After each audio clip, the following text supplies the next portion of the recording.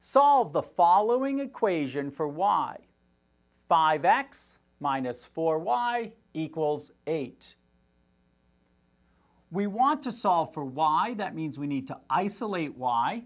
So we'll begin by subtracting 5x from both sides. On the left-hand side, these sum to 0, and so we have negative 4y is equal to 8 minus 5x. Next, we divide both sides by the coefficient of y, negative 4. Negative 4y divided by negative 4 equals 8 minus 5x divided by negative 4.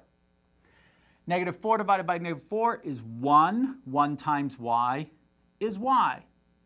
Now we divide each term of the numerator by the denominator. 8 divided by negative 4 minus 5x divided by negative 4.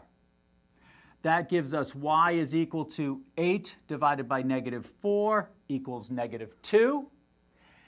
Here, 5 divided by negative 4 is negative 5/4. When we subtract a negative, that's the same as adding a positive. So it's plus 5/4 times x.